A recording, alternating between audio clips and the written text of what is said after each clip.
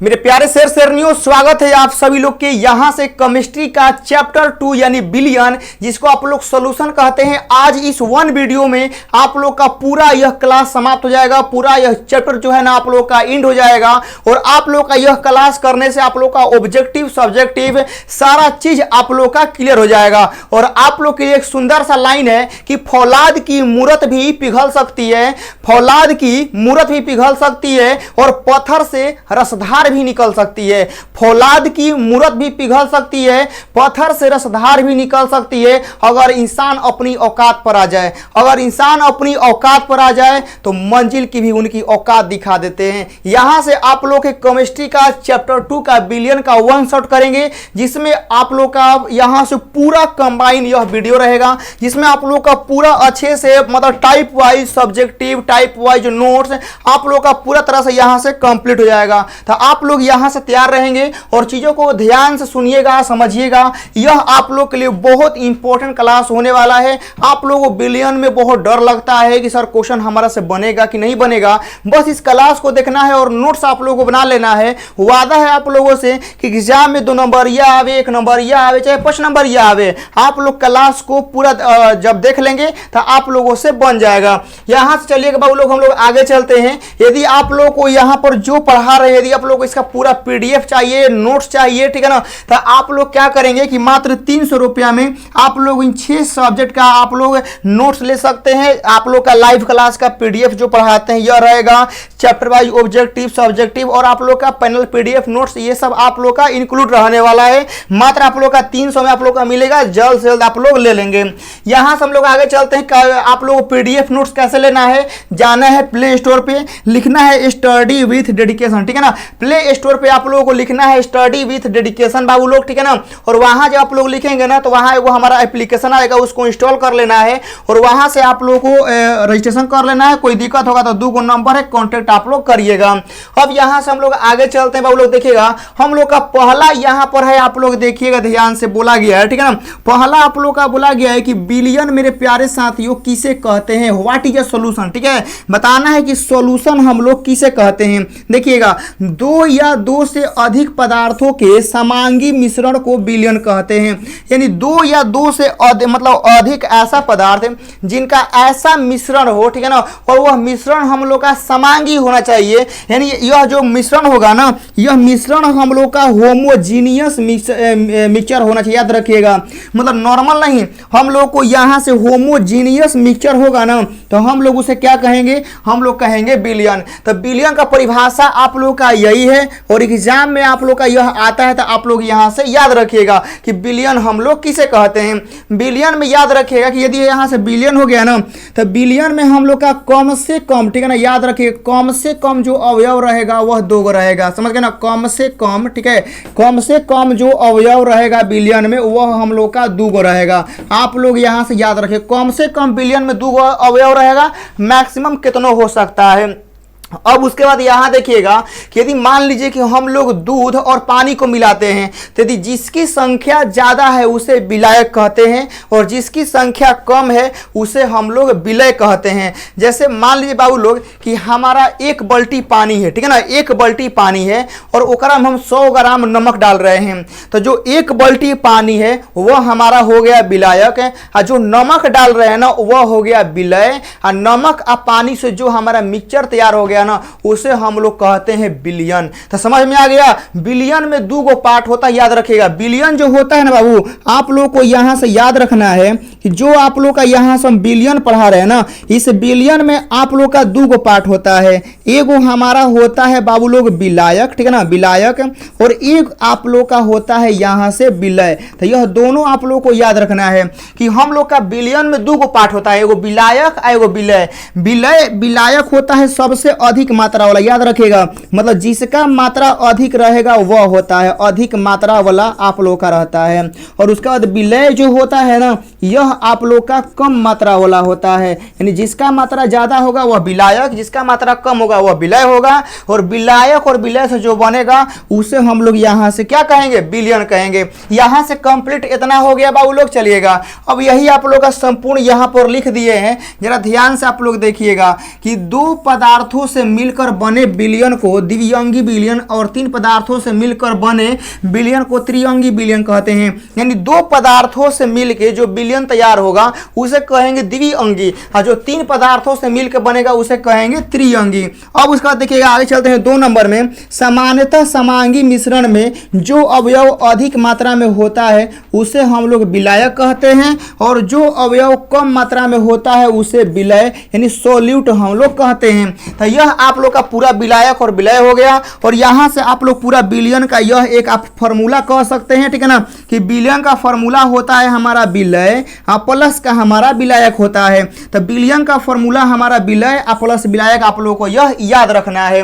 अगला यहां से आता है, देखिएगा, इसको इंग्लिश मीडियम में अच्छे से आप लोगों के लिए डिजाइन कर दिए हैं ताकि हमारे जो प्यारे भाई बहन है जो हिंदी मीडियम और जो इंग्लिश मीडियम वाले हैं उनको कोई दिक्कत कोई परेशानी ना हो और वह चीजों को अच्छे से समझ पाए। अब यहां देखिएगा, अगला आता है आप लोगों का कि विलयन के बारे में कुछ इंपॉर्टेंट लाइन है, हम उसको समझ लेते हैं।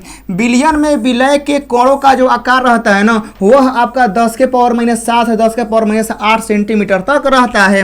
विलयन के घटक देखिए विलय और विलायक होते हैं, समझ गए ना। विलयन में आप लोग का 2 मेन घटक होता है, एगो हमारा होता है वो लोग विलय जिसकी मात्रा कम होती है, और एगो होती जो ना कि मात्रा ज्यादा होता है। अब यह आप लोग का हो गया। अब विलयन में यदि आप लोग का यह मिल गया है तो हम लोग इसको आसानी से पृथकीकृत मतलब अलग नहीं कर सकते हैं। विलयन का मतलब देखिए होमोजीनियस का मतलब होता है ना कि ऐसा मिला दीजिए ना कि आप आसानी से नहीं निकाल पाए। जैसे हम पानी में नमक मिला देंगे तो आसानी से नहीं निकाल पाएंगे, ठीक है ना।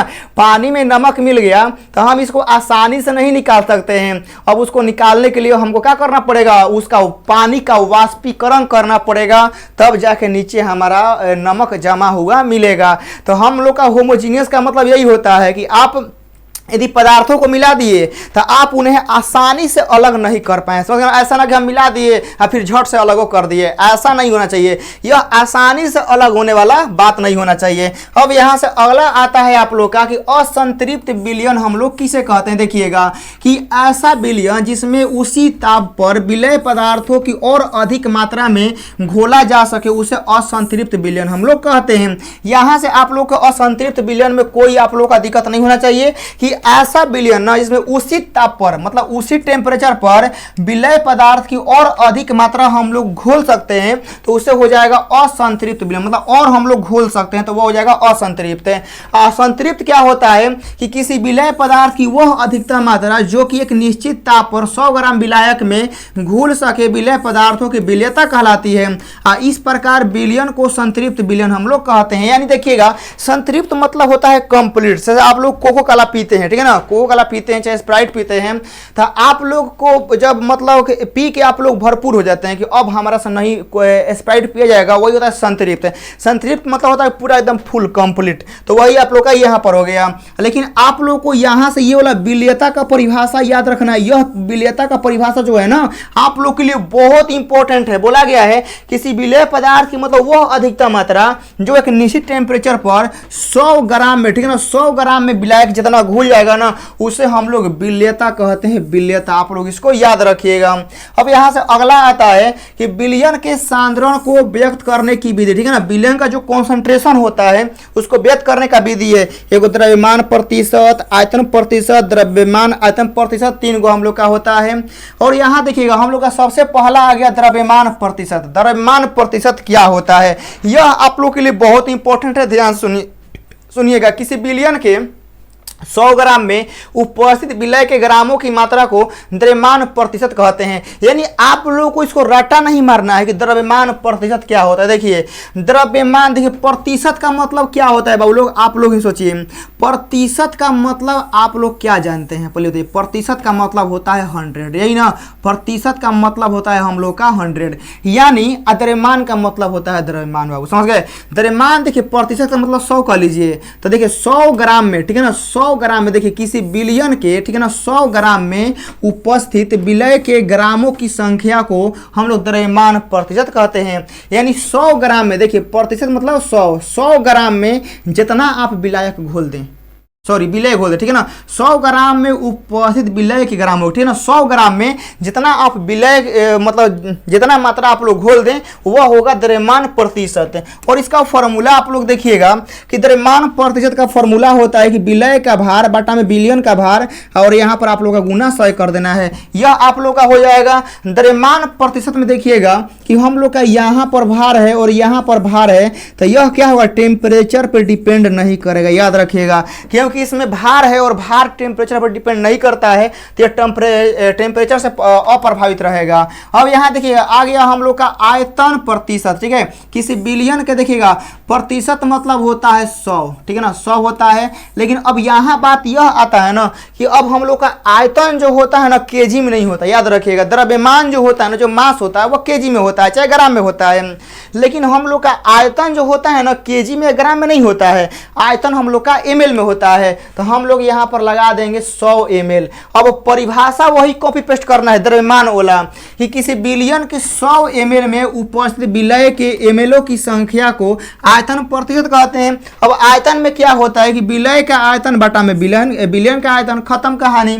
यह आप लोग का यहाँ से हो गया। अब यहाँ देखिए द्रव्यमान आयतन, देखिए अब दोनों मिक्स करके आ गया, द्रव्यमान और आयतन। हम लोग शुरुआत में पढ़े द्रव्यमान प्रतिशत, फिर आयतन, अब आ गया द्रव्यमान आयतन। देखिए किसी बिलियन के 100 ml में उपस्थित विलय के ग्रामों की मात्रा को द्रव्यमान प्रतिशत कहते हैं। यानी कहने का अर्थ देखिएगा कि जो द्रव्यमान प्रतिशत था ना उसमें हम लोग का मतलब कि ठोस पदार्थ मिल रहा था, मतलब कि मतलब ग्राम वाला ग्राम में, मतलब ऐसा कहिए ना कि नमक में चीनी। जो द्रव्यमान प्रतिशत था ना उसमें कोई लिक्विड नहीं था, उसमें आप लोग का ठोस पदार्थों का मिक्सर था। जैसे चीनी नमक हो गया, ठीक है ना, चीनी नमक हो गया तो ये ठोस ले ठोस में हो गया। और जो हम लोग का आयतन था ना लिक्विड में, जैसे हम लोग का पानी में दूध मिला दिए, समझ गए ना, यह हो गया आयतन। अब द्रव्यमान आयतन क्या हो गया ना कि मान लीजिए कि पानी में हम नमक मिला दिए, ठीक है ना, द्रव्यमान आयतन क्या हो गया, पानी में नमक मिलाना, यह हो गया द्रव्यमान। मतलब कि एगो लिक्विड है एगो ठोस है, ऐसे होता है। तो यहाँ से आप लोग का इसका फॉर्मूला हो गया। अब यहाँ देखिएगा बाबू लोग आता है कि मूल प्रभाज या मूल अंश को परिभाषित करें। मूल प्रभाज या मूल अंश क्या होता है, तो किसी बिलियन के विलय या विलायक के मोलों की संख्या उस बिलियन में उपस्थित कुल मोलों की संख्या के अनुपात को विलय या विलायक का मूल प्रभाज कहते हैं। देखिए जो हम लोग का विलय या विलायक का मूल प्रभाज होता है ना, कुछ नहीं होता। जैसे देखिएगा हम यहाँ पर मान लीजिए कि हम आप लोगों को पढ़ा रहे हैं और आप क्या किए ना कि 2 गो बच्चे हैं, ठीक है ना, जो बोलते हैं कि भैया मुझे आपका नोट्स लेना है, ठीक है ना। 2 गो मान लीजिए कि हम यहाँ पढ़ा रहे हैं, 2 गो बच्चे हमारे पास फ़ोन मैसेज किए कि भैया मुझे आपका नोट्स लेना है, कितना पैसा लगेगा। तो हम बोले कि बाबू हमारा नोट्स चाहिए तो 300 रुपया लग रहा है, आप दे दीजिए। तो मान लीजिए कि 2 गो बच्चा है, ठीक है ना, तो एगो दिया 300, ठीक है ना, एगो बच्चा मान लीजिए कि थोड़ा सा गरीब घर का है, वो उतना 300 नहीं दे पाया, तो हम कहीं बाबू ठीक है तुम 250 दे दो, समझ गए ना। तो एगो बच्चा 300 दिया, एगो बच्चा दिया 250, तो टोटल पैसा कितना हो गया, 550। तो हमारे पास पैसा कितना होना चाहिए, 550 होना चाहिए ना। मतलब 1 कुरे से 300 और 1 कुरे से 250, टोटल हमारे पास कितना होना चाहिए, 550। अब बताइए, अब 550 और यदि हम बोलें कि हमारे पास तो 550 नहीं है, 500 रुपया है, तो गड़बड़ है ना, गड़बड़ है। यानी हमारे पास 550 रुपया का कॉम्बिनेशन होना चाहिए, क्योंकि एक जगह से 300 और एक जगह से 250 आया है, लेकिन हमारे पास तो पैसा हम बता रहे हैं 500 है। तो यह नहीं होता है, यह गलत बात है। मतलब अलग अलग जो स्टूडेंट है जितना पैसा दिए हैं सबका जोक के बराबर होता है, समझ गए। तो अब यहाँ देखिएगा, जैसे अब आप लोग समझिएगा कि एक बच्चा दिया है 300 और एक बच्चा दिया है 250, टोटल हो गया कितना, 550। तो हम बोलेंगे कि 550 में आपका कितना भाग है, ठीक है ना, कितना भाग है, हम ये नहीं बोलेंगे।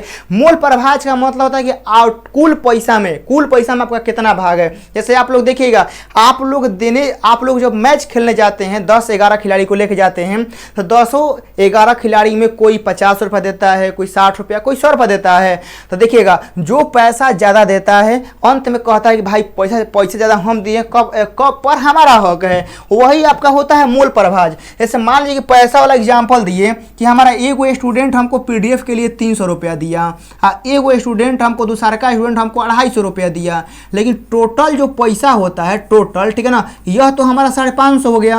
अब 550 में ये फर्स्ट स्टूडेंट का कितना परसेंट है, ठीक है ना, कितना भाग है।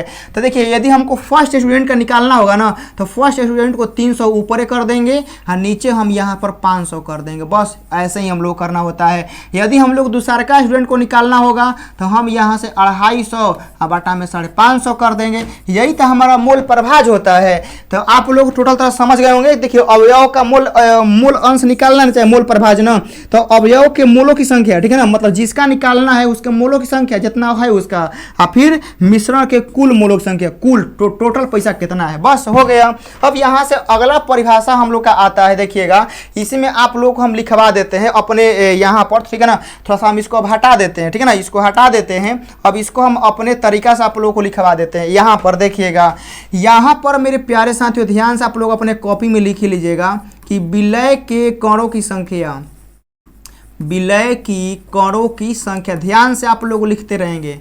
विलय की कणों की जो संख्या है वह आप लोगों का छोटका n है, ठीक है ना, और उसके बाद जो विलायक है ना, विलायक के कण, विलायक के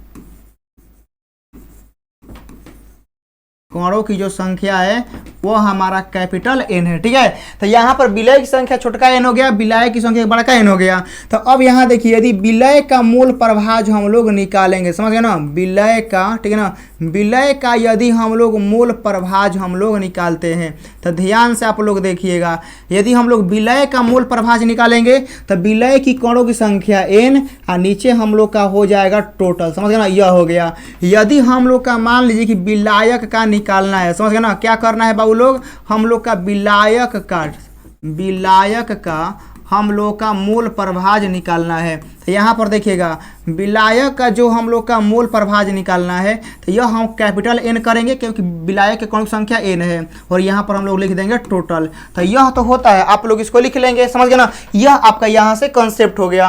अब अगला आता है कि पार्ट प्रति मिलियन या बिलियन की ppm, ठीक है ना, ppm में सांद्रता क्या होता है। अब यहाँ से आप लोग जरा समझिएगा कंसेप्ट को, देखिएगा हम लोग का मिलियन मतलब क्या होता है, मिलियन मतलब 10 लाख, यही ना, मिलियन मतलब क्या होता है 10 लाख। तो देखिएगा किसी बिलियन के 10 लाख मिलीलीटर में विलय का जितना मात्रा होगा उसे ppm कहते हैं, समझ गए ना।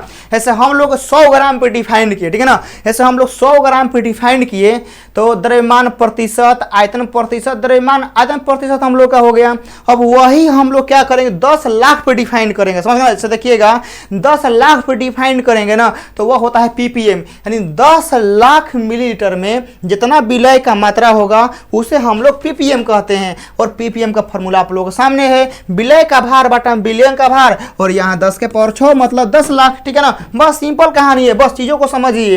अब यहाँ अगला आता है कि मोलरता को परिभाषित करें। कई बार आपके बोर्ड एग्जाम के लिए सवाल जो है वो ट्रेंडिंग है, याद रखिएगा। मोलरता क्या होता है, देखिए मोलरता होता है ना कि 1 लीटर बिलियन में, याद रखिए। इससे हम लोग 100 ग्राम पे डिफाइंड किए तो द्रव्यमान प्रतिशत, आयतन प्रतिशत, और 10 लाख पे डिफाइंड किए तो ppm हो गया। अब मोलरता क्या होता है ना कि 1 लीटर पे डिफाइन होता है कि 1 लीटर में विलय का जितना मात्रा होगा उससे मोलरता कहते हैं। बताइए कौन ज्यादा आप लोगों को हार्ड है, हार्ड नहीं है ना। मोलरता क्या होता है 1 लीटर बिलियन में जितना विलय का मात्रा आपका होगा उसे कहते हैं मोलरता। तो वही आप लोगों का यहाँ पर लिखा है। मोलरता का जो देखिए यहाँ पर सबसे लिखा हुआ है क्या कि मोलरता का सिंबल हम लोग का बड़का M होता है, याद रखिएगा। मोलरता का सिंबल क्या होता है, बड़का M होता है, और बड़का M बराबर आप लोग यहाँ से लिख सकते हैं कि विलय का, समझ गए ना। यहाँ देखिएगा यहाँ पर आप लोग को लिखना होगा विलय का, ठीक है ना, विलय का मोलों की संख्या, समझ गए, विलय का मोलों की संख्या, चाहे विलय का आयतन भी आप लोग लिख सकते हैं, ठीक है ना, विलय के मोलों की संख्या अब बाटा में बिलियन का आयतन लीटर में, आप लोग यह लिख लीजिएगा, समझ गए, बिलियन का आयतन लीटर में। यह आप लोग का पूरा तरह से क्या हो गया बाबू लोग, कहानी खत्म। बिलियन का आयतन यहाँ लीटर में आप लोगों का होगा, समझ गए, यहाँ से पूरा आप लोग का कहानी खत्म हो गया। मोलरता में याद रखिए सिंबल हम लोग का बड़का M से होता है, और यह टेम्परेचर से प्रभावित होता है, ठीक है ना। क्या होता है, टेम्परेचर प्रभावित होता है, क्यों, क्योंकि इसमें आयतन आ गया है। जहां पर भी आयतन आएगा ना वह टेम्परेचर से प्रभावित होगा, क्योंकि आयतन जो होता है, जो लिक्विड होता है ना, वो टेम्परेचर से प्रभावित होता है। यह हम लोग का हो गया बाबू लोग। अब चलेगा अगला आता है हम लोग का कि मोलरता को परिभाषित करिए। मोलरता क्या होता है, देखिए जैसे हम लोग 1 लीटर में डिफाइन किए कि विलय का जितना मात्रा होगा, अब उसी प्रकार अब हम लोग 1 किलोग्राम में डिफाइन करेंगे कि 1 किलोग्राम में विलय का जितना मात्रा होगा ना, जितना मात्रा मात्रा होगा उसे हम लोग मोललता कहते हैं। यहाँ तक पूरा तरह से एकदम क्लियर है कि मोललता क्या होता है, मतलब किसी बिलियन के 1 किलोग्राम में, सॉरी बिलियन नहीं, विलायक, बिलियन में तुम्हारा आ जाएगा आयतन, ठीक है ना। यहाँ देखिए, यहाँ बताना कि विलायक के 1000 ग्राम, 1000 ग्राम मतलब 1 किलोग्राम है। विलायक के 1 किलोग्राम में जितना आप लोग विलय घोल दीजिए तो उनकी संख्या ही हमारी मोललता कहलाती है। अब मोललता का देखिए, मोललता का सिंबल होता है छोटका एम, समझ गए। छोटका एम का यहाँ लिख लीजिएगा कि विलय का मात्रा, ठीक है ना। यहाँ देखिएगा हम लिख देते हैं विलय का मात्रा, विलय का मात्रा, और यह मात्रा हम लोग का ग्राम में होगा। हाँ, ओकरा बाद नीचे जो होगा ना, नीचे हम लोग लिख देंगे विलायक का द्रव्यमान, समझ गए। विलायक का द्रव्यमान हो जाएगा, यहाँ पर हमारा केजी में हो जाएगा, और यह आप लोग का हो गया। और यहाँ याद रखिएगा कि यह टेम्परेचर पर प्रभावित नहीं होता है, बस समझ गए ना, यह टेम्परेचर पर प्रभावित नहीं होगा। अब यहाँ देखिएगा आगे ताप का नहीं प्रभाव, ठीक है ना। मतलब कि मोलरता, द्रव्यमान प्रतिशत, मोल प्रभाज, किन किन पर ताप का प्रभाव होता है और किन किन पर ताप का प्रभाव नहीं होता है। तो अब यहाँ देखिएगा कि जो हम लोग का मोललता हो गया, द्रव्यमान प्रतिशत हो गया, पार्ट पर मिलियन मतलब ppm हो गया, ठीक है ना, जो 10 लाख में होता है। फिर मोल अंश हो गया, आदि पर ताप का परिवर्तन का प्रभाव नहीं होता है। यानी मोललता, द्रव्यमान प्रतिशत, ppm, मोल अंश चाहे मोल प्रभाज, ठीक है ना। मोल अंश का मतलब होता है मोल प्रभाज, यो आप लोग याद रखेंगे। मोल अंश मतलब समझिए कुछ नहीं, मोल प्रभाज ही, समझ। मोल अंश, मोल प्रभाज एक दूसरे का उपनाम है। ताप परिवर्तन का कोई प्रभाव इस पर हम लोग का नहीं होता है। अब यहाँ देखिए ताप का जो प्रभाव होता है कोना कोना पर होता है। हम लोग का मोलरता जिसका सिंबल होता है कैपिटल M, नॉर्मलता कैपिटल N, आयतन प्रतिशत, देखिए आयतन जौना में आएगा प्रभावित होगा, आयतन प्रतिशत हो गया, द्रव्यमान आयतन हो गया प्रतिशत, फॉर्मलता हो गया, आदि ताप द्वारा जो होते हैं यह आप लोग प्रभावित होते हैं, और इनका मान ताप बढ़ने से घटता है। यो याद रखिए, पूछ देगा कि मोलरता ताप बढ़ने से क्या होता है, बोलेगा कि ताप बढ़ने से मोलरता का मान क्या होता है, घटता है, बढ़ता है, अपवर्तित रहता है, नॉन अपवर्तित। तो याद रखिएगा ताप बढ़ने से इन सब का जो होता है ना मान घटता है, ठीक है। यहाँ साफ साफ लिख दिए हैं कि ताप बढ़ने से यह क्या होते हैं, यह घटते हैं। तो यह आप लोग इसको याद रखिएगा। यहाँ बाबू इसको हम थोड़ा सा हेडलाइन कर देते हैं ताकि आप लोग नोट्स में इस पर तनी मनी स्पेशल ध्यान दीजिएगा, समझ गए ना। जब आप लोगों को यह PDF देंगे ना तो PDF पे आप लोगों को जरा सा इस पर ध्यान आप लोगों को केंद्रित करना है, समझ गए ना, कि भैया यहाँ पर कुछ अंडरलाइन किए हैं, इसको हमको लिखना है, समझ गए ना। तो आप लोग इसको लिखिएगा नीचे वाला, समझ गए ना। नीचे वाला हम यहाँ पर ऊपर दोनों ओर कर देते हैं, यह आप लोग का बहुत इंपॉर्टेंट है, आप लोग इसको लिख लीजिएगा। चलेगा, अगला प्रश्न आता है आप लोग का कि शक्ति को परिभाषित करें। देखिएगा, किसी बिलियन के लिए 1 लीटर में पदार्थों की जितनी मात्रा घुल सकती है उसे बिलियन की शक्ति कहते हैं। शक्ति मतलब ये बोलेंगे आपकी शक्ति कितनी है, तो आप अपनी शक्ति कम बताएंगे। हम बोलेंगे बाबू आपकी शक्ति कितनी है, चाहे आपकी पढ़ने की शक्ति कितनी है, तो बोलेंगे 1 घंटा। कहेंगे ना सर, हमारे पढ़ने की जो शक्ति है ना वो 10 घंटा है। यानी आप अभी तक हाईएस्ट 10 घंटा पढ़े हैं और 10 घंटा अभी भी आप लास्टली पढ़ सकते हैं। तो यही होता है शक्ति, होता है मैक्सिमम पावर, समझ ना, मैक्सिमम पावर। तो शक्ति होता है 1 लीटर बिलियन में, ठीक है ना। 1 लीटर बिलियन में आप जितना मात्रा घोल सकते हैं घोल दीजिए, समझ गए ना। जैसे आपके पास 1 घंटा समय है, ठीक है ना, आपके पास 1 घंटा समय है। बोलेंगे बाबू अब आपके पास परीक्षा 1 घंटा में स्टार्ट हो जाएगा, अब आपके पास पढ़ने के लिए 1 घंटा समय है। आप 1 घंटा में जितना पढ़ लीजिए, समझना, 1 घंटा में जितना पढ़ लीजिए वही है कि 1 लीटर बिलियन में जितना मात्रा घोल दीजिए वह आपका होता है शक्ति। यहाँ से अगला आता है कि नॉर्मलता को परिभाषित करिए। देखिए, बिलियन के 1 लीटर में घुलित विलय के ग्राम तुल्यांकों की संख्या बिलियन की नॉर्मलता कहलाती है। सिंपल ही आप लोगों को याद हो गया होगा एक के बार में, ठीक है ना, कि बिलियन के 1 लीटर में घुलित विलय के ग्राम तुल्यांकों की जो संख्या होती है ना, यह बिलियन की नॉर्मलता कहलाती है, और इसे हम लोग कैपिटल N से सूचित करते हैं। यहाँ पर कुछ लिखा हुआ है कि यह तापमान से प्रभावित होता है क्योंकि इसमें आयतन होता है, बात सही है।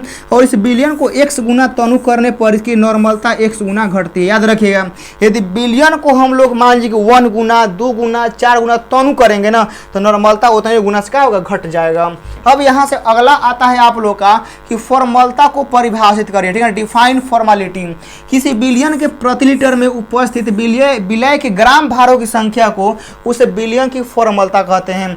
मतलब कि 1 लीटर में, ठीक है ना, जितना विलय का ग्राम मात्रा घुला रहेगा उनकी संख्या को फॉर्मलता हम लोग कहते हैं।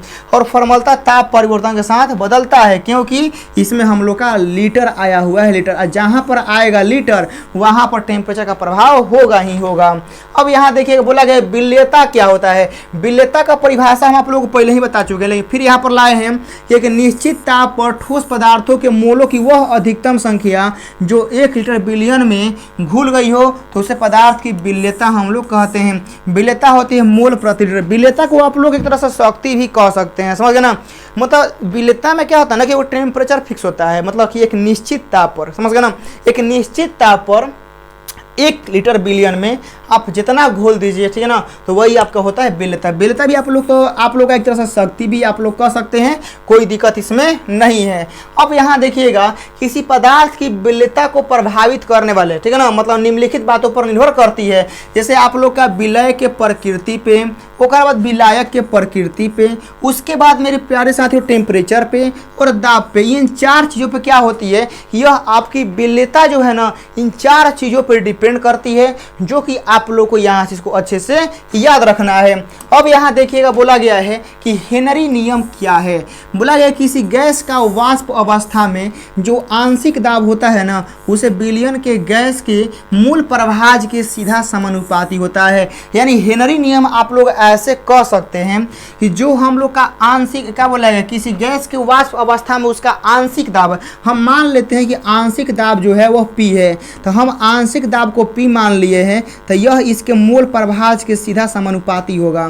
तो अब यहाँ देखिएगा हम लोग का यहाँ से P हो गया, बराबर चिन्ह होगा, और यहाँ पर हमारा KH हो जाएगा, और यहाँ पर हमारा X हो गया। अब यहाँ पर हमारा P × KH हो जाएगा ना, यह हमारा हो गया। और यह जो आप लोग का KH आया हुआ है ना, यही हम लोग का हेनरी नियतांक है। तो अब यहाँ पर आप लोग का सूत्रगानी हो गया। अब देखिएगा जिन गैसों के हेनरी नियतांक अधिक होते हैं उनकी विलेयता कम होती है। यानी हेनरी का मान जितने ज़्यादा होगा विलेयता उतने कम होगा, और हेनरी स्थिरांक जितने कम होगा विलेयता उतने ज़्यादा होगा। यानी हेनरी नियतांक से आप लोग को इतना याद रखना है कि भैया हेनरी नियतांक का मान जितना कम होगा ससुरा उतने ज़्यादा घुलेगा, समझ गए ना। किसी बिलियन का हेनरी नियतांक जितना कम है, ठीक है ना, जितना कम है समझिए उस पदार्थ में आप उतने पदार्थ को घुल सकते हैं। और जिस बिलियन का हेनरी नियतांक KH का मान ज़्यादा है तो आप उसमें उतना ज़्यादा मात्रा में आप नहीं घोल सकते हैं। यह हो गया। अब चलेगा अगला आता है कि हेनरी नियतांक KH का मान गैस के प्रकृति पर निर्भर करता है। बिल्कुल डिपेंड करेगा ना, गैस के नेचर पर जरूर डिपेंड करेगा। यहाँ बोला गया ताप बढ़ाने पर हेनरी नियतांक KH का मान बढ़ता है। दिस इज अ वायरल सवाल है। वायरल है ये बोला आप लोग का सब लाइन क्या है, टोटल लाइन आप लोग का यहाँ से वायरल दिया गया है। हेनरी नियतांक KH का मान स्थिर ताप पर अलग अलग गैसों के लिए अलग अलग होता है, ठीक है, बिल्कुल अलग अलग गैस के लिए अलग अलग होगा, समझ गए ना। जैसे देखिएगा मतलब कहने का मतलब है कि आप लोग मोबाइल ही देख लीजिए, आप लोग अलग अलग कंपनी का मोबाइल अलग अलग वैरायटी का होता है, ठीक है ना, तो वही बात है अलग अलग गैस के लिए KH का मान अलग अलग होगा। अब यहाँ देखिएगा अगला आता है कि साम्यावस्था को परिभाषित करें। तो देखिए साम्यावस्था क्या होता है, इक्विलिब्रियम। देखिए जैसे मान लीजिए कि मेरे प्यारे बच्चों एक बाल्टी में पानी भरा है, ठीक है, और उसको हम धूप में रखे हैं। तो एक बाल्टी पानी हम लोग धूप में रखे हैं, तो जब प्रकाश का धूप इस पर पड़ रहा है तो वाष्पीकरण हो रहा है। अब वाष्पीकरण हो रहा है तो देखिएगा जितना हम लोग का, ठीक है ना, बाल्टी से पानी उड़ रहा है, जितना मात्रा में बाल्टी का पानी वाष्पीकरण हो रहा है, यदि उतने मात्रा में जो वाष्प में पानी है वह जल में चेंज होने लगेगा। यह दर जब सेम हो जाएगा ना, इसको बोलते हैं इक्विलिब्रियम। समझे ना, क्या बोलते हैं, इक्विलिब्रियम हम लोग बोलते हैं। तो इक्विलिब्रियम का मतलब आप लोग क्या समझे कि द्रव से वाष्पित होने की संख्या और वाष्प से द्रव में बदलने का जो रेट है, यदि दोनों सेम हो जाता है उसे बोलते हैं वाष्पीकरण। समझ गए ना, क्या बोलते हैं उसे बाबू, उसे बोलते हैं हम लोग वाष्पीकरण। यानी द्रव से वाष्प और वाष्प से द्रव में बदलने का जब रेट सेम हो जाता है ना, उसे बोलते हैं साम्यावस्था। देखिएगा जैसे देखिएगा साम्यावस्था को आप लोग ऐसे भी समझ सकते हैं कि जितना पैसा आपका अर्न हो रहा है, ठीक है ना, मान लीजिए कि आपका पैसा होगा 5 रुपया और 5 रुपया खर्चा हो गया। समझ गए ना, 5 रुपया आया, 5 रुपया चला भी गया। समझ गए, ये रेट आपका समान है, ठीक है ना। मतलब आने का रेट और जाने का रेट क्या है, समान है। यह जब रेट सेम हो जाए तो साम्यावस्था कह सकते हैं। तो कुछ समय पश्चात देखिए ऐसी स्थिति आती है कि द्रव की सतह को छोड़ने वाले अणु की संख्या, ठीक है ना, और संघनित होने वाले अणुओं की संख्या जब बराबर हो जाती है, अर्थात एक निश्चित ताप पर वाष्पन की दर और संघनन की दर बराबर हो जाती है, तो इसे साम्यावस्था इक्विलिब्रियम हम लोग कहते हैं। यह आप लोग का पूरा हो गया। अब अगला आता है कि वाष्प दाब किसे कहते हैं, ठीक है ना। एक निश्चित ताप पर साम्य की अवस्था में वाष्प के अणुओं द्वारा द्रव के सतह पर डाला गया जो दाब होता है उसे वाष्प दाब कहते हैं। देखिए वाष्प क्या होता है ना, वाष्प होता है कि द्रव का, जब द्रव, ठीक है ना, अपना स्वतः छोड़ के, ठीक है ना, गैस में चेंज होता है ना, उसे कहते हैं वाष्प। जैसे द्रव का वाष्प होता है, तो यह जो वाष्प होता है ना, जब छोड़ता है तो अपने सतह पर कुछ दाब लगाएगा, यही दाब आप लोग का वाष्प दाब होता है, वेपर प्रेशर हम लोग कहते हैं। अब यहाँ देखिएगा वाष्प दाब का अवनमन, ठीक है, किसी विलायक के अवाष्पशील विलेय पदार्थों को मिश्रित कर देने पर विलयन का वाष्प दाब विलायक के वाष्प दाब से कम हो जाता है, इसे ही वाष्प दाब का अवनमन कहते हैं। देखिएगा जैसे बाबू लोग देखिएगा कि यहाँ पर एगो हम लोग का बाल्टी है, कहेगा हाँ सर बाल्टी है, इसमें हम लोग कुछ नहीं खाली पानी भरे हैं, सिर्फ पानी, याद रखिएगा सिर्फ पानी, तो यह हम लोग का विलायक हो गया। समझ ना, इसमें सिर्फ पानी भरे हैं तो हम लोग का क्या हो गया, विलायक हो गया। अब यहाँ पर इसी साइज का दूसरा कंटेनर लिए हैं, ठीक है ना, एकरा में हम पानियों भरे हैं और हल्का सा चीनी भी मिला दिए, ठीक है ना। हम इसमें क्या किए हैं बाबू लोग, पानी भरने के साथ साथ हम एकरा में चीनी भी मिला दिए हैं, ठीक है ना। हम यहाँ पर चीनी के मोलिक्यूलर रख दिए हैं। अब यहाँ पर हम लोग चीनी रख दिए हैं, तो यह वाला जो है ना, ये वाला हम लोग का हो गया बिलियन। समझ गए, यह वाला क्या हो गया, कहेगा सर ये बिलियन हो गया, यह विलायक है। तो अब बताइएगा दोनों में से खाली अब हमको यह बता दीजिए ना कि दोनों में से पानी सबसे ज़्यादा कोना में उड़ेगा। दोनों में पानी सबसे ज़्यादा कोना में उड़ेगा, एकरा में उड़ेगा। शुद्ध पानी में, जो शुद्ध पानी है ना, उसमें सबसे ज़्यादा पानी जल्दी उड़ेगा। क्यों? क्योंकि इसको रोकने वाला कोई चीज़ यहाँ पर नहीं है। लेकिन अगर उतने टेम्परेचर एकरो पे लगेगा ना, तो जौन है ये जौन यहाँ पर है चीनी के कण है वाला, ठीक है ना, यहाँ देखिए है जौन हमनी के चीनी के कण है, तो धूप कितना तेज होगा तो चीनी को थोड़े उड़ा देगा। समझ गए ना। यदि पानी में आप नमक मिला दीजिए, चीनी उड़ा दीजिए, तो हम लोग का धूप जो है वह नमक चीनी को थोड़े उड़ा देगा। वो तो पानी का वाष्प होता है, नमक चीनी का थोड़े होता है वाष्प।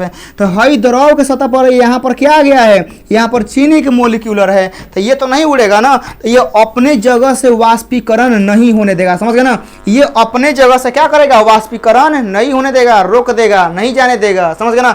ऐसे आप लोग देखिए नदी नाला में पानी आता है, नदी नाला में पानी आता है, यदि उसका रास्ता पूरा क्लियर है तो पानी पूरा हरा रह जाएगा। यदि उहे रास्ता में आप क्या करिएगा, पूरा बड़का जगह बालू भर के एक ट्रक बालू गिरा दीजिए, तो वह वहाँ का पानी तो रोक देगा ना, पानी रोक देगा वहाँ के। समझ गए। वही बात यहाँ पर है कि चीनी मिला दिए तो यहाँ का मेरे पे अपने जगह से पानी को तो उड़ने देगा नहीं, तो इसका क्या हो जाएगा, वाष्प दाब कम हो जाएगा। मतलब इसका हम मान लेते हैं कि P0 है और यह आपका PS है, तो सबसे ज़्यादा वाष्पीकरण किसका होगा, इसका होगा, P0 का। समझ गए ना, सबसे ज़्यादा वाष्प ये उड़ेगा। तो अब यहाँ देखिए हम लोग क्या करेंगे, वाष्प दाब का अवनमन निकालेंगे। यहाँ लिख देते हैं कि आप लोगों का वाष्प दाब का अवनमन। तो यहाँ से जब हम लोग वाष्प दाब का अवनमन हम लोग निकालेंगे ना बाबू, तो यहाँ देखिए क्या होगा, सबसे ज़्यादा वाष्पीकरण एकर होगा P0 का, और सबसे कम एकरा में होगा। तो हम लोग को अवनमन निकालने के लिए क्या करते हैं, ज़्यादा में से कम को घटाते हैं। याद रखिएगा ज़्यादा में से कम हम लोग का यहाँ पर घटेगा। यह हो गया। अब चलिएगा अगला प्रश्न आप लोग का यहाँ पर आता है कि विलयन का वाष्प दाब और राउल का नियम। अब देखिएगा राउल का नियम क्या होता है, जरा आप लोग समझ लीजिएगा, और जरा यहाँ पर इहो समझ लीजिए। वाष्प दाब का अवनमन है ना, एगो आप लोग का यहाँ पर छूट गया है, वाष्प दाब का आपेक्षिक अवनमन। यहाँ पर भी आप लोगों को लिख देते हैं। देखिएगा आप लोगों से एग्जाम में बहुत बार पूछता है कि वाष्प दाब का आपेक्षिक अवनमन, तो इसको आप लोगों को याद रखना है अपने दिल दिमाग में। तो यहाँ देखिएगा वाष्प दाब का जो आप लोग का आपेक्षिक अवनमन होता है ना, यहाँ लिख देते हैं वाष्प दाब का जो हम लोग का आपेक्षिक अवनमन होता है, इसको देखिएगा हम लोग का हो जाएगा P0 माइनस का यहाँ से PS अब आटा में हम लोग का यहाँ से पी नोट हो जाएगा। यह हो गया वाष्प दाब का अपेक्षिक अवनमन। अब यहाँ देखिएगा बोला गया विलयन का वाष्प दाब और राउल का नियम। राउल का नियम क्या होता है ना, देखिएगा यहाँ पर साफ साफ लिख दिए हैं कि किसी विलयन के विलय का सांद्रण तथा वाष्प दाब का जो अवनमन के संबंध में एगो नियम दिया गया है, उससे ही हम लोग राउल्ट का नियम कहते हैं। देखिएगा अब राउल्ट का जो नियम है ना, वह दो पदार्थों के लिए डिफाइन किया है। एगो वो पदार्थ मतलब कि जो जल में घुल जाएगा, मतलब कि विलायक में घुल जाएगा, हाँ, एगो वो पदार्थ जो विलायक में नहीं घुलेगा। यानी राउल्ट का जो नियम होता है ना, वो दो के लिए लागू होता है, एगो वाष्पशील विलय के लिए, हाँ, एगो होता है अवाष्पशील विलय के लिए। समझ गए ना।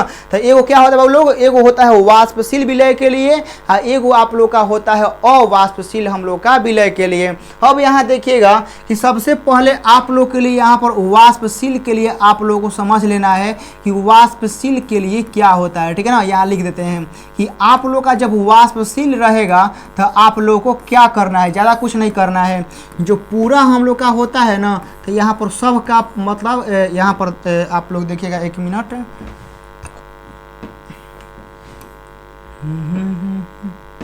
यहाँ पर देखिएगा पी नोट हो जाएगा, इंटू का हमारा एक्स ए हो जाएगा, प्लस का यहाँ पर पी नोट हो जाएगा, इंटू का हमारा एक्स बी हो जाएगा। यह हमारा हो गया वाष्पशील के लिए। ठीक है ना। अब उसके बाद देखिएगा यहाँ पर हो गया अवाष्पशील के लिए, मतलब जो नहीं घुलेगा। समझ गए ना, जो नहीं घुलेगा उसके लिए हम लोग यहाँ पर क्या करेंगे, ध्यान से देखिएगा। हम लोग का अवाष्पशील के लिए क्या कहता है कि जो हम लोग का शुद्ध अवस्था का जो दाब होता है, मान लेते हैं पी होता है, तो यह क्या होता है ना, याद रखिएगा, जो पी होता है यह आपके उसके मूल प्रभाज के समानुपाती होता है। अब यहाँ पर हम लोग क्या करेंगे कि आप लोग का पी बराबर, ठीक है ना, पी नोट इंटू का एक्स होता है, यह आप लोग का होता है वाष्पशील के लिए। तो यह हो गया आप लोग का वाष्पशील और यह हो गया अवाष्पशील। यह जो एक्स है ना, यह आप लोग का मूल प्रभाज यहाँ पर होता है। अब यहाँ देखिए बोला गया है कि आदर्श विलयन, आदर्श विलयन वे विलयन होते हैं जो सभी तापमान दाब पर राउल्ट के नियम का पालन करेंगे, उसे कहेंगे आदर्श विलयन। ठीक है ना। जैसे मेरा स्टूडेंट है, तो देखिएगा मेरे बारे में आप लोग जानते हैं कि बुराइयां भी होती हैं, अच्छाइयाँ भी होती हैं, लेकिन जो मेरा रियल में स्टूडेंट होगा, जो रियल में हमको जानता पहचानता होगा, वह सिचुएशन कैसा भी होगा, वह जरूर विश्वास करेगा कि नहीं हमारे भैया अच्छे हैं, ठीक है ना, इन पर गलत आरोप लग रहा है। तो वही बात यहाँ पर है, जो सभी सिचुएशन में, ठीक है ना, सभी ताप और दाब पर यदि वह राउल्ट के नियम का पालन करता है तो उसे कहते हैं आदर्श। समझ गए ना, उसे कहते हैं आइडियल सोल्यूशन। यह आप लोग का यहाँ से हो गया। आइडियल सोल्यूशन का कुछ नियम है कि देखिएगा, सबसे पहले राउल्ट के नियम का पालन करेगा, उसके बाद दोनों अवयवों को मिलाने पर विलयन का जो आयतन होता है परिवर्तन शून्य होता है। यानी देखिएगा आदर्श विलयन का मतलब होता है ना कि जैसे आप लोग क्या किए ना, कि आप लोग देखिएगा, जैसे आप लोग के मम्मी दिए ना, आप लोग के मम्मी दी पापा दिए आप लोग को 2 रुपया, समझे ना, और मम्मी दी 5 रुपया, तो आपके पास कितना होगा, टोटल 7 रुपया हो गया। और आप बैंक में जमा करने गए और आप 5 रुपया जमा किए, 2 रुपया खा गए, समझ गए ना। तो 2 रुपया खा गए, बैंक में पैसा जाना कितना चाहिए, बैंक में पैसा जाना कितना चाहिए, 5 रुपया दिए हैं मम्मी और 2 रुपया दिए हैं पापा आप लोगों के, टोटल पैसा हो गया 7 रुपया। तो बैंक में पैसा जाना कितना चाहिए, 7 रुपया, लेकिन बैंक में पैसा कितना गया, 5 रुपया। 2 रुपया का घोटाला हो गया, समझ गए ना, 2 रुपया का क्या हो गया, घोटाला हो गया। लेकिन आदर्श विलयन में ऐसा नहीं होता है। आदर्श विलयन में होता है कि जितना आपके मम्मी पैसा दी है, जितना पापा पैसा दिए हैं, उन सब का सम एकदम एक्यूरेट उतना ही होना चाहिए, मतलब डिफरेंस नहीं होना चाहिए, ठीक है ना। इन टोटल पैसा आपके पास 7 रुपया है, समझ गए ना, और आप लोग का, ठीक है ना, और मम्मी और पापा का जो पैसा मिला के है वो भी आप लोग का 7 रुपया है। यानी हम लोग डिफरेंस करेंगे 7 और 7 का, तो क्या होगा, 0 होगा। यानी डिफरेंस नहीं आना चाहिए, समझ गए, डिफरेंस का डिफरेंस 0 होना चाहिए। मतलब कि एगो बिलियन का, ठीक है ना, याद रखिएगा कि एगो बिलियन का जितना आयतन है, जैसे हम लोग मान लेते हैं कि कोनो ए वस्तु है, एकरा पास 2 लीटर है, और कोनो बी है और एकरा पास 3 लीटर है, दोनों को मिला देंगे तो कितना होगा, 5 लीटर। लेकिन ऐसा चीज़, ठीक है ना, जैसे हम लोग ज़्यादा गर्मी में मिलाएंगे, ठीक है ना, ज़्यादा टेम्परेचर में मिलाएंगे ना, तो टेम्परेचर क्या करेगा, इनके लिक्विड को कम कर देगा ना। यदि हम ज़्यादा टेम्परेचर में हम ये दोनों आयतनों को रखेंगे, पानी को रखेंगे, तो टेम्परेचर क्या करेगा, पानी को वाष्प में चेंज कर देगा और यहाँ अंत में डिफरेंस देखने को मिल जाएगा। ठीक है ना, डिफरेंस देखने को मिल जाएगा।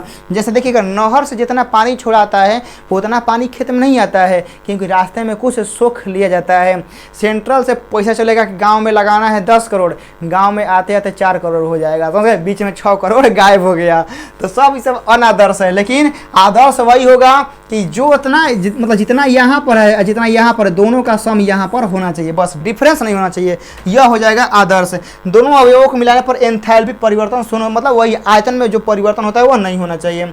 अब यहाँ देखिएगा आदर्श विलयन के उदाहरण है बेंजीन और टालुइन। ठीक है ना, एन हेक्सेन एन हेप्टेन, उसके बाद एथिल ब्रोमाइड और एथिल आयोडाइड, उसके बाद क्लोरोबेंजीन और ब्रोमोबेंजीन। ये हमारे 4 एग्जाम्पल है, याद रखिएगा। अब यहाँ देखिए अनादर्श विलयन क्या होता है, ऐसा विलयन जो राउल्ट के नियम का पालन नहीं करते हैं उसे हम लोग कहते हैं अनादर्श विलयन। ठीक है ना, जो विलयन राउल्ट के नियम का पालन नहीं करेंगे उसे कहेंगे अनादर्श विलयन। अब यहाँ देखिएगा अनुसंख्य गुणधर्म आता है। अनुसंख्य गुणधर्म क्या होता है, ध्यान समझिए। जैसे देखिएगा पानी में कैसे हम नमक मिला रहे थे, हाँ पानी में हम चीनी मिला रहे थे, तो देखिएगा पानी में यदि मान लीजिए थोड़ा सा नमक मिलाएंगे तो वाष्प दाब में तनी सा डिफरेंस देखने को मिलेगा ना। जैसे देखिएगा कि हम सब्जी में तनी सी नमक डालेंगे तो हल्का सा नमक बुझाएगा, यदि सब्जी में हम ज़्यादा नमक डाल देंगे तो जहर लगेगा। यानी जो आपका स्वाद है वो किस पे डिपेंड कर रहा है, नमक के संख्या पे। आप सब्जी बनाते हैं नमक कम रहता है, ठीक है, नमक कम रहता है तो आप लोग कहते हैं नमक कम है, और नमक ज़्यादा रहता है तो आप लोग बताते हैं कि नमक ज़्यादा है। यानी जो सब्जी का स्वाद है, ठीक है ना, जो सब्जी का स्वाद है वो डिपेंड कर रहा है नमक के संख्या पर। यानी नमक ज़्यादा होगा तो दिक्कत है, नमक कम होगा तो भी दिक्कत है। वही यहाँ पर होता है, यदि हम पानी में ज़्यादा चीनी मिलाएंगे ना तो पानी का वाष्पीकरण उतना नहीं होगा, और पानी में चीनी हम लोग कम मिलाएंगे तो वाष्पीकरण थोड़ा सा ज़्यादा होगा। ठीक है ना, पानी में देखिए जो तनी सी चीज़ डालेंगे ना तो उसका इफेक्ट ना के बराबर रहेगा, उतने होते रहेगा। यदि ज़्यादा डाल देंगे तो उसका प्रभाव रहेगा और वह वाष्पीकरण नहीं होने देगा। तो वही होता है कि विलयन में देखिएगा बोला गया है यहाँ पर, विलयन में उपस्थित वह गुण जो विलय पदार्थों की मोलों की संख्या पर निर्भर करता है उसे अनुसंख्य गुणधर्म कहते हैं। ठीक है ना, जो विलय के, ठीक है ना, जो विलय के कणों की संख्या पे, याद रखिएगा यह जो है ना कई बार आप लोगों से एक नंबरिया में आता है, विलय की कणों की संख्या पर, नेचर पर नहीं। ठीक है ना, नेचर नहीं, पार्टिकल कितना डाल रहे हैं, कितना अधिक मात्रा में, 2 गो 5 गो 10 गो 50 गो 1 लाख कितना डाल रहे हैं उसकी संख्या पर डिपेंड करेगा, समझा ना, उसे कहते हैं। अब देखिए इसमें विलयन का जो गुण होता है ना, विलय के मोलों की संख्या पर निर्भर करते हैं और विलयन की प्रकृति पर निर्भर नहीं करते। देखिएगा साफ साफ बोला गया है कि यह इसके प्रकृति पर निर्भर नहीं करते हैं, याद रखिएगा, ओनली कणों की संख्या पर। अब यहाँ देखिएगा यह आपका पूरा इंग्लिश मीडियम में लिख दिए हैं। अब यहाँ से आगे चलते हैं। अनुसंख्य गुणधर्म 4 गो होते हैं, याद रखिएगा, वाष्प दाब का अपेक्षिक अवनमन, क्वथनांक अवनयन, हिमांक अवनमन, प्रासरण दाब, याद रखिएगा ये हमारे 4 गो होते हैं। कौन कौन, वाष्प दाब का अपेक्षिक अवनमन, क्वथनांक अवनयन, हिमांक अवनमन और प्रासरण दाब, ये हमारे 4 गो होते हैं, समझ गए। चलिएगा अब यहाँ से अगला आता है बाबू लोग कि वाष्प दाब का अपेक्षिक अवनमन क्या होता है। तो वाष्प दाब का अवनमन विलयन के वाष्प दाब के अनुपात के वाष्प दाब का अपेक्षिक अवनमन कहते हैं। ठीक है ना, देखिएगा वाष्प दाब का अवनमन क्या होता है, आप लोग पढ़ाए हैं, देखिएगा यहाँ पर क्या बोला गया है, वाष्प दाब का अवनमन। तो वाष्प दाब का जो अवनमन होता है, याद करिए पी नोट आ माइनस का पी एस लिखवाए थे, याद आ रहा है, वाष्प दाब का अवनमन P naught minus P S है। और विलायक का जो वाष्प दाब था, कुछ याद आ रहा है, विलायक का वाष्प दाब पी नोट किए थे, समझ गए, बल्टिया कुछ याद आ रहा है, ये हमारा बल्टी था, समझ गए, और इसमें हमारा शुद्ध पानी था, समझ गए ना, ये हमारा मेरे प्यारे बच्चों क्या था, ये हमारा विलायक था। और इसी बल्टी में हम क्या किए थे कि अगला स्टेप में, ठीक है ना, अगला स्टेप में आप लोग का यहाँ पर हम एक में कुछ नमक चाहे चीनी के कुछ कण मिला दिए थे, तो यह हो गया था हमारा विलयन। तो विलायक का वाष्प दाब हमारा पी नोट था और इसका हमारा पी एस था, तो यह वाला वाष्प दाब ज़्यादा था। तो देखिए विलायक का जो वाष्प दाब होता है वो पी नोट होता है, तो इनके अनुपात को वाष्प दाब का अपेक्षिक अवनमन कहते हैं। यानी फॉर्मूला आप लोग यहाँ से लिख सकते हैं कि पी नोट माइनस का पी एस बाटा में पी नोट, यह क्या हो गया, यह हमारा हो गया वाष्प दाब का अपेक्षिक अवनमन। तो आप लोग इसको याद रखिएगा, वाष्प दाब का, ठीक है ना, वाष्प दाब का आप लोग का यहाँ से हो गया बाबू लोग अपेक्षिक अवनमन। तो आप लोगों को यहाँ से क्या करना है बाबू लोग, आप लोग इसको याद रखिएगा कि वाष्प दाब का अपेक्षिक अवनमन हम लोग का यह होता है। अब यहाँ देखिएगा क्वथनांक का उन्नयन क्या होता है। यदि किसी शुद्ध विलायक में कोई अवाष्पशील विलय मिलाने पर विलायक का क्वथनांक बढ़ जाता है तो इस प्रक्रिया को क्वथनांक का उन्नयन यानी बॉइलिंग पॉइंट हम लोग कहते हैं। देखिएगा क्वथनांक का उन्नयन क्या होता है जरा समझिए। जैसे पानी हम लोग को मालूम है कि 100 डिग्री सेल्सियस पर उबलता है, ठीक है ना। पानी हमको मालूम है कि पानी हम लोग का 100 डिग्री सेल्सियस पर उबलता है, लेकिन पानी में यदि हम चीनी मिला देंगे ना तो ये 100 पे नहीं उबलेगा, कम से कम 110 120 लेके जाएगा। समझ गए ना, यही होता है क्वथनांक में वृद्धि हो गया। समझ गए ना, क्वथनांक में क्या हो गया, वृद्धि हो गया। यानी ऐसे नॉर्मल पानी 100 डिग्री पे खोल जाएगा, क्या होगा, खोल जाएगा।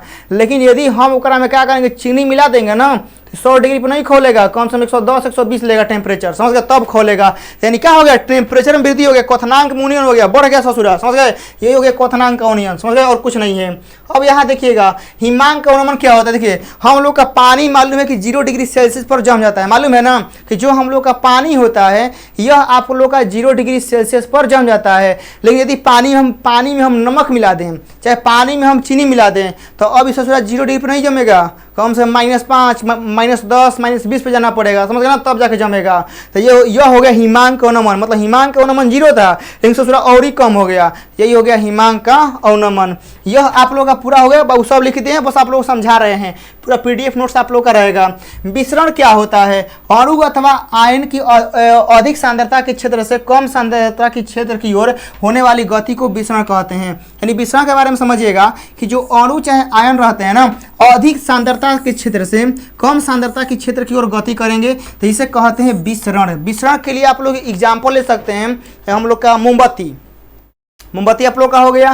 और यह क्या होता है ना कि अधिक सांद्रता से, ठीक है ना, अधिक सांद्रता से कम सांद्रता की ओर जाएगा। आप लोग देखिएगा नहर में पानी फुल रहता है और खेत में पानी नहीं रहता है, तो ज़्यादा पानी रहेगा उन्हें, इन्हें पानी नहीं रहेगा, तो पानी कहाँ से आएगा, ज़्यादा से कम की ओर। समझ गए ना, वही आपका हो गया विसरण।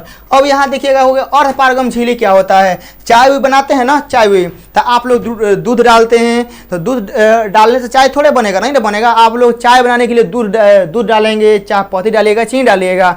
जब चाय बन के तैयार हो जाएगा तो आप असही थोड़े ढारते हैं गिलास में, चाय चछनी लगाते हैं ना, चाय चछनी। तो चाय चछनी क्या करता है कि आप जो चाय पत्तियाँ डाले थे, ठीक है ना, कलर चेंज होने के लिए उस चाह पत्तिया को रोक देता है। समझना, क्या करता है, जो चाह पत्तिया गोलका करिका रहता है उसको अपने ऊपर रोक देगा, बाकी पूरा आपका भर मात्रा में जो पीने वाला रहता है लिक्विड उसको जाने देगा।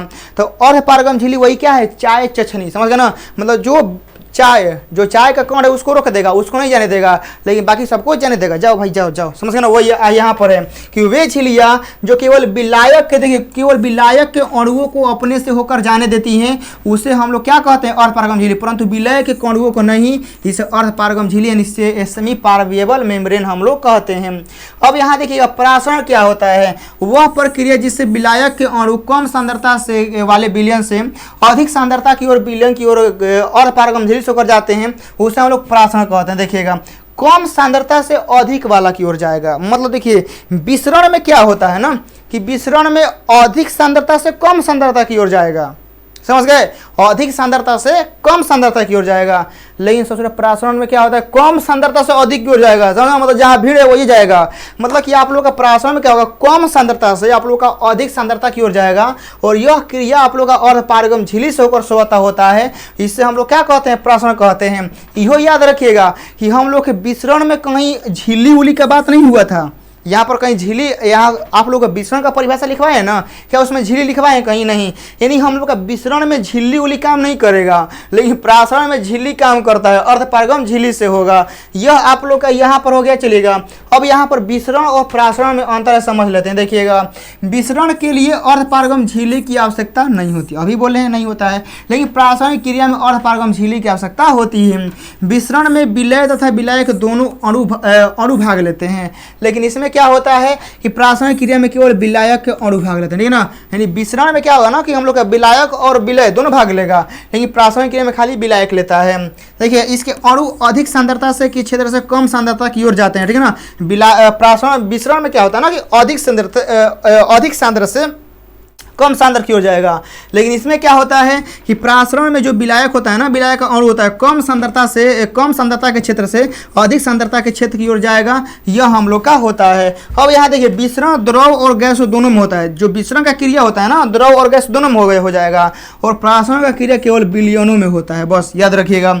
यहाँ देखिए यह नहीं रुकता है, जैसे अगरबत्ती की खुशबू फैलाना, ठीक है ना। तो विसरण का जो एग्जाम्पल है ना, अगरबत्ती का खुशबू है। मान लीजिए कि कहीं पर अगरबत्ती जल रहा है, तो आप उसके स्मोक को नहीं रोक सकते हैं, वो फैलेगा ही। अब मान लीजिए कि उधर दूसरे रूम में चल रहा है, ऐसे देखिएगा कोई हम लोग का कोई गैस छूट जाता है, ठीक है ना। जैसे आप लोग देखिएगा कि कोनो विषैला गैस मार देगा, ठीक है ना, कोनो आसमान में क्या करेगा कि विषैला गैस मार देगा। तो विषैला गैस क्या होगा, धीरे धीरे हवा में फैलेगा, सबका जान लेगा, सबका क्या करेगा, जान लेगा। तो उस चीज़ को हम लोग नहीं रोक सकते हैं, क्या करते हैं, नहीं रोक सकते हैं, समझ गए ना।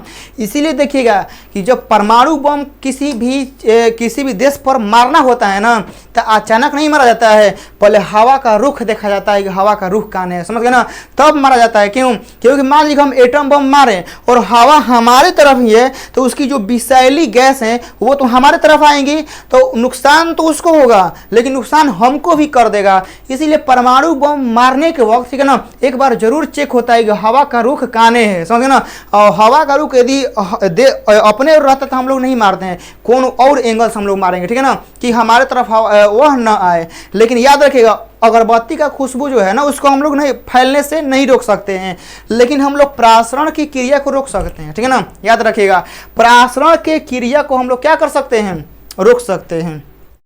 अब यहाँ से हो गया प्रासरण दाब किसे कहते हैं। देखिएगा प्रासरण दाब मतलब ऐसा दाब जो प्रासरण की क्रिया को रोक दे उसे प्रासरण दाब कहते हैं, समझ गए ना। ऐसा क्रिया जो प्रासरण की दाब को रोक दे उसे हम लोग प्रासरण दाब कहते हैं, बस हो गया। और इसे हम लोग पाई से सूचित करते हैं। अब अगला हो गया कि प्रासरण दाब के संबंध में नियम। देखिएगा वाइल वांट हाफ का नियम क्या है कि स्थिर ताप पर तनु विलयन का जो प्रासरण दाब होता है ना, विलयन के कोणों के सांद्रण के समानुपाती होता है, यानी जो पाई होता है ना, यह आप लोग का सी के समानुपाती होता है। इसको आप लोगों को याद रखना है, पाई जो होता है वो सी के समानुपाती होता है।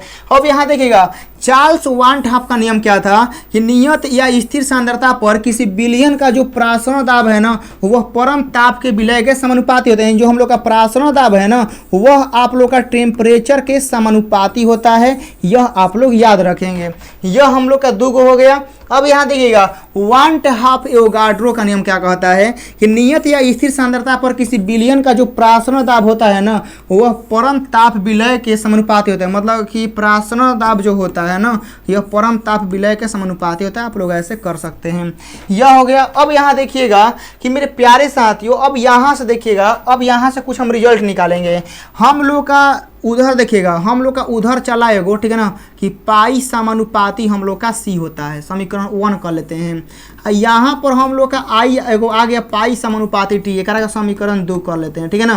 तो अब यहाँ देखिएगा हम क्या करते हैं कि यहाँ पर हम लिखते हैं समीकरण 1 और 2 से तुलना करने पर, ठीक है ना, समीकरण 1 और 2 से। तो अब यहाँ देखिएगा, तो यहाँ से हो गया पाई और यहाँ से समानुपाती और यहाँ से सीटी हो गया।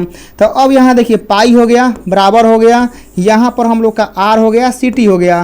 तो अब यहाँ देखिए हम लोग का पाई बराबर जो फॉर्मूला हो गया ना, वह हम लोग का हो गया CRT। यह आपका प्रासरण दाब का फॉर्मूला है। अब यहाँ देखिएगा सी का जो फॉर्मूला होता है ना, वह हम लोग का N/V होता है, ठीक है। सी का फॉर्मूला हम लोग का N/V होता है। तो यहाँ पर रखेंगे ना, तो हमारा हो जाएगा पाई भी बराबर का NRT होता है। तो यह आप लोग का दोनों प्रासरण दाब का फॉर्मूला है, आप लोग इसको याद रखिएगा। अब यहाँ देखिएगा वांट हाफ एवोगाड्रो नियम हो गया। समप्रासरी विलयन को परिभाषित करने देखिएगा, बोला गया है कि वह विलयन जिसमें प्रासरण दाब समान होते हैं उसे समप्रासरी विलयन कहते हैं, ठीक है ना। मतलब कि देखिएगा ऐसा विलयन जिसका प्रासरण दाब समान हो उसे हम लोग समप्रासरी विलयन कहते हैं। अब यहाँ अगला में आता है कि अति प्रासरी विलयन क्या है। तो दो भिन्न भिन्न प्रासरण दाब वाले विलयन में वह विलयन जिसका प्रासरण दाब दूसरे विलयन के सापेक्ष अधिक होता है उसे अति प्रासरी विलयन कहते हैं। देखिए अति मतलब क्या होता है कि दूगो विलयन है, दूगो विलयन में वह विलयन जिसका दूसरे के सापेक्ष प्रासरण दाब ज्यादा है उसे हम लोग कहेंगे अति प्रासरी विलयन, ठीक है ना। देखिए दो भिन्न भिन्न प्रासरण दाब वाले विलयनों में वह विलयन जिसका प्रासरण दाब दूसरे विलयन के सापेक्ष अधिक होता है उसे अति प्रासरी विलयन कहते हैं। देखिएगा, एक होता है अति प्रासरी और एक होता है आप लोग का अल्प प्रासरी। तो अति प्रासरी में क्या होता है ना, मान लीजिए कि आप लोग दो स्टूडेंट हैं, एक के पास 10 रुपया है और एक के पास 5 रुपया है। जिसके पास पैसा ज़्यादा है, दूसरा से ज़्यादा है ना, तो वह हो गया अति प्रासरी। हाँ, जिसके पास पैसा कम है वह हो गया अल्प प्रासरी। ठीक है ना, जिसके पास पैसा ज़्यादा है वह हो गया अति, जिसके पास कम है वह अल्प हो गया। और देखिए अल्प प्रासरी क्या होता है, दो भिन्न प्राशन दाब वाले विलयनों में प्राशन दाब दूसरे से क्या होता है, कम होता है, कम होगा तो वह हो जाएगा अल्प प्रासरी। अब यहाँ देखिएगा प्रतिलोम प्रासरण क्या होता है।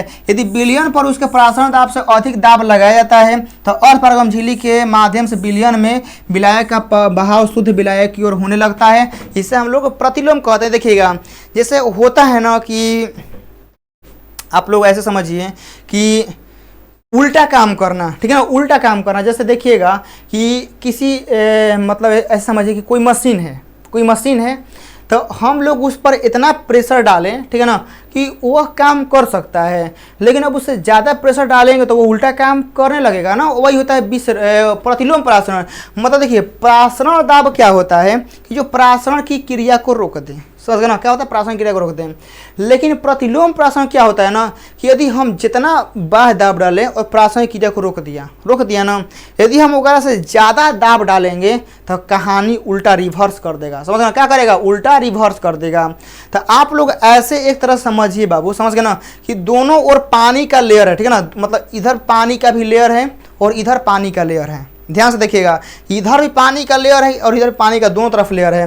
तो हम बीच में यहाँ से क्या किए ना कि हम एगो हैसे बना दिए, ठीक है ना, हैसे बना दिए ताकि एने का पानी रुक जाए, ठीक है ना।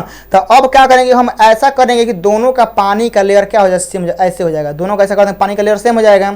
लेकिन अब इतना पर तो सेम हो गया ना, लेकिन अब तनी मनी अनबैलेंस करेंगे तो पानी एने ओने हो जाएगा ना। वही बात यहाँ पर है कि ऐसा बाह्य दाब जो प्रासरण की क्रिया को रोक दे उसे कहते हैं प्रासरण दाब। लेकिन अब ओकरा से भी ज़्यादा बाह्य दाब लगा देंगे ना तो उल्टा काम होने लगेगा, ठीक है ना। और वही उल्टा काम जो होता है वो आपका होता है प्रतिलोम प्रासरण। यह हो गया। अब यहाँ देखिएगा मेरे प्यारे साथियों, पूरा आप लोग का यहाँ से खत्म हो गया। पूरा आप लोग का चैप्टर 2 जो है ना वह आप लोग का हम वन शॉट में यहाँ से ख़त्म कर दिए। अब यहाँ से आप लोग बताएंगे कोई दिक्कत, कोई परेशानी, कोई समस्या तो आप लोगों का नहीं है ना। चलिएगा, यहाँ से कोई दिक्कत, कोई परेशानी आप लोगों का नहीं है। आप लोग इसको अच्छे से नोट्स कर लिएगा, समझ गए ना। चलिएगा, यहाँ पर कोई भी स्टूडेंट को दिक्कत, समस्या, परेशानी नहीं होनी चाहिए। क्लास कैसा लगा पूरा आप लोग कमेंट बॉक्स में बताइएगा, ठीक है ना। यह क्लास कैसा लगा बाबू कमेंट बॉक्स में बताइएगा। और पूरा जो कंटेंट है ना, यह जो पूरा कंटेंट है आप लोगों का, यह आप लोगों के Hindi, English, Hindi, physics, math, chemistry, bio का जो लाइव क्लास का PDF हो गया, चैप्टर वाइज ऑब्जेक्टिव, सब्जेक्टिव जो नोट्स हो गया ना, ये आप लोग का मात्र 300 में मिल जाएगा। आप लोग इसको ले लेंगे। कहाँ से लीजिएगा, प्ले स्टोर पर जाना है और आप लोग को यह नाम सर्च करना है, जहाँ पर आप लोग पढ़ रहे हैं इसी नाम से है, आप लोग का मिल जाएगा। इंस्टॉल कर लेना है। कोई दिक्कत होगा तो 2 नंबर है, कांटेक्ट करिएगा, सहायता आप लोगों को मिल जाएगा। चलिएगा, क्लास कैसा लगा बाबू लोग सारे बच्चे कमेंट बॉक्स में बताएंगे और आप लोग यहाँ से नोट्स करते रहेंगे। मेहनत जारी है, जीत आप ही लोग का होगा, ठीक है ना। चलिएगा, जय हिंद।